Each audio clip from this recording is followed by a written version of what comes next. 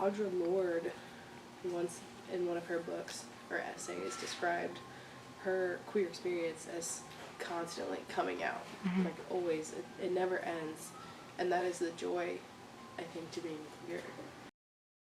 Do you know what the term queer means? Yeah. What does it mean to you?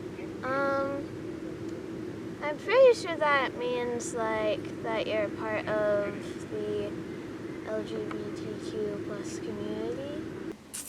I think queer is I think it can be used a lot of ways. I think for me, it's both an umbrella term for anything that is not straight, but I think aside from that, it's also an umbrella term from anything deviating from the norm.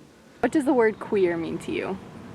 For me, I feel like queer means like different, like people that are othered and like enjoying that feeling of like otherness.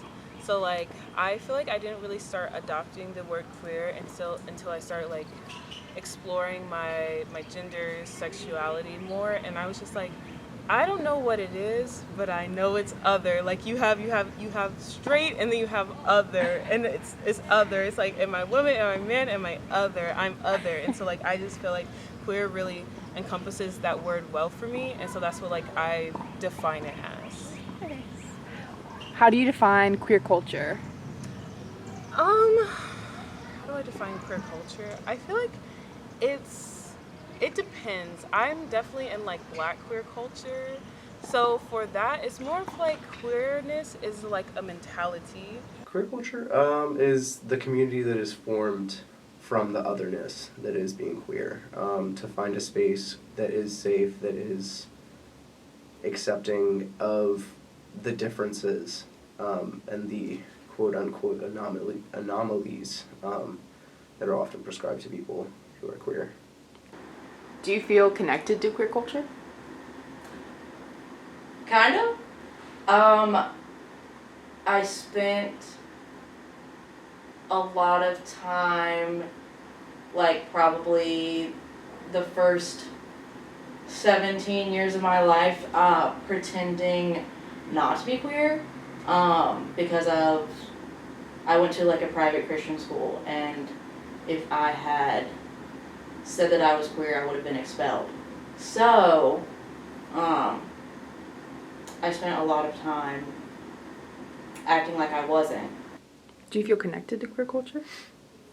I would say so, but I think also, like being a white man, there is a degree to which I can't be connected to queer culture because I am so ingrained in what is the norm. So I think I'd like, to a degree, but like also being cis is maybe something that sets me not completely in like the queer community sphere, whereas like I love and appreciate and am a part of queer culture, but I am in no way creating or leading queer culture.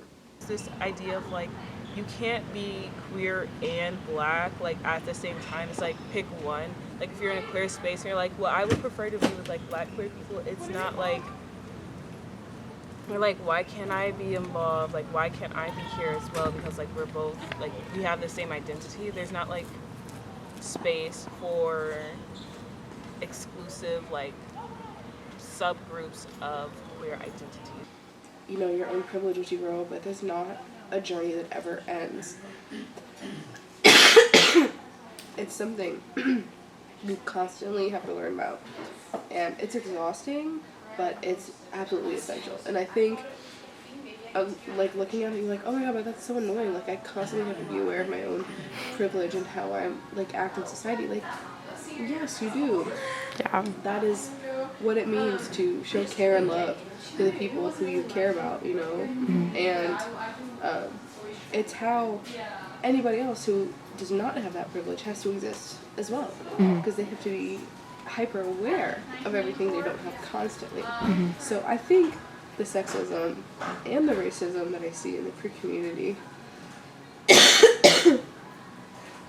it all comes back to this idea of complacency and your own privilege.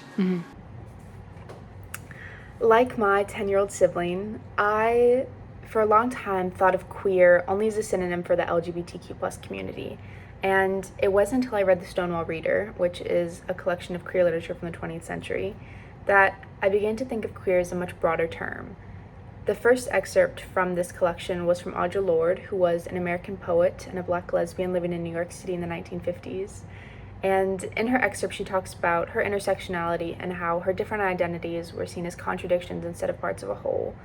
She notes that loving women seems like something other black women just didn't do, and that she didn't fit into heterosexual black spaces or queer white spaces, so there was no place for her to be cohesively authentic. And unfortunately, there's still divisions that keep people in queer communities from feeling that they have a space that represents who they are. And it's disappointing. But despite that, being queer is beautiful, and queer culture is largely becoming more and more accepting of intersectional identities. Being queer isn't just an identity. It is a history, it's a perspective, it's an experience. And as this definition broadens for the larger queer culture, people are starting to internalize it more and allow it to open their minds to different and maybe uncomfortable experiences and people, and sitting with that and wondering why it makes them uncomfortable, why they like what they like or don't like what they don't like. And it's something that has to be constantly reevaluated. But being queer is beautiful. Being queer is inherently an open acceptance. And I feel most beautiful when I feel most queer.